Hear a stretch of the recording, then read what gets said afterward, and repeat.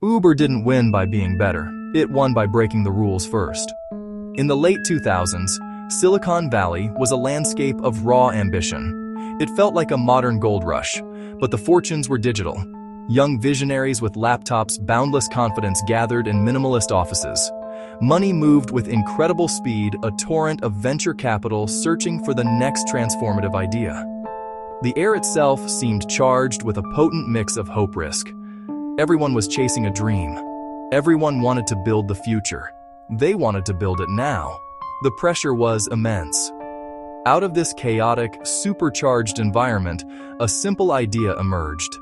It was an idea born of frustration, waiting for a taxi on a cold night. What if you could summon a car with a single tap on your phone? The concept was elegant.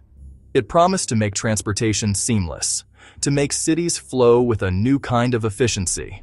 At first, it sounded like a small convenience, a luxury service for a select few, but it tapped into a universal need. It grew faster than anyone imagined. This idea became Uber, a small solution to a local problem, but its founders saw a much bigger picture. They saw a world where transportation was a utility, as available as running water. Users loved the simplicity. Investors saw the potential for explosive growth. The company did not just promise a better way to get a ride. It promised to disrupt an entire industry, to rewrite the rules of how people move through their world. But as the company grew, that energy would be tested. The dream would be forced to confront a much more complicated reality. The core of Uber's strategy was speed. It did not expand slowly or cautiously. It launched into new cities with the force of an invasion, a tactic that came to be known as blitzscaling. Enter a market, often without seeking regulatory approval. Begin signing up drivers.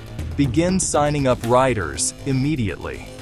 The goal: establish a presence so quickly and so deeply it became impossible for local governments to push them out. A strategy of creating facts on the ground. This approach was deliberately confrontational. Uber didn't see itself as just another transportation company bound by old laws. It defined itself as a technology platform, a simple connector. This distinction was crucial. The legal argument sidestepped decades of taxi regulations, licensing fees, safety requirements. The company's philosophy: move first, establish dominance, negotiate the rules later. The public response was divided. For many users, Uber was a revelation: cheaper, more convenient, an alternative to traditional taxis. Public support became a weapon. When threatened, the company rallied its users. Users turned into a vocal political force. But for every supporter, there was a critic, operating illegally, undermining public safety, creating an unfair marketplace. City by city, the simple dream became battles for control. The fight had begun. Inside Uber's walls, the external aggression was mirrored by an internal culture just as fierce.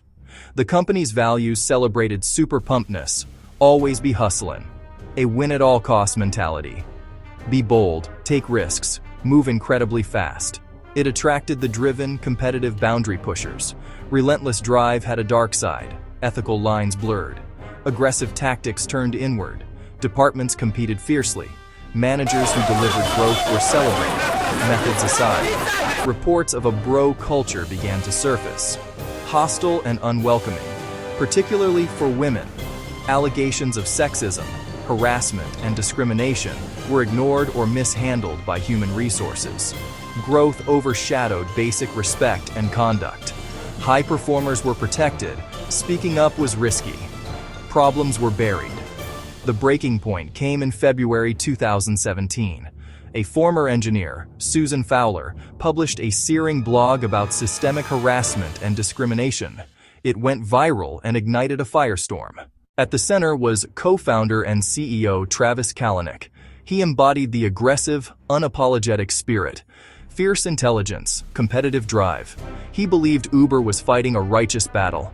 His mantra was simple: win. Brash, confrontational, impatient with rules or criticism. He called the strategy principled confrontation. A leaked video showed him arguing with a driver over falling fares. Under him, Growth justified almost any action. Rule-breaking was valorized. Poaching and questionable tactics proliferated. His personality and the company's identity were intertwined. Fowler's post unleashed a torrent. Lawsuits, investigations, a toxic work environment. Investors began to see him as a liability. The shadow he cast was too dark to ignore. The scandals were not accidents. They were the product of a system. A system built on secrecy, a willingness to cross ethical lines and legal lines, leaked documents, whistleblowers, revealed corporate spycraft. Grayball identified officials and evaded stings in banned markets. Aggressive tactics targeted competitors. A high-profile lawsuit alleged theft of trade secrets tied to autonomous tech. Thousands of confidential files, prosecutors claimed. An autonomous trucking startup sat at the center of the storm. An executive reportedly floated funding dirt on journalists. Another tool, nicknamed Godview, let employees track riders without permission, raising profound privacy concerns.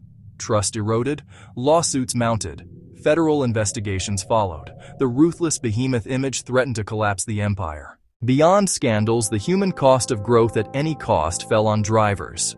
Classified as independent contractors, not employees, central to the model. No guaranteed minimum wage, overtime, health insurance, or paid sick leave. Drivers paid for gas, maintenance, and insurance. Many lived precariously. Flexibility promised, long hours and low pay delivered. At the mercy of an algorithm that could shift incentives without warning.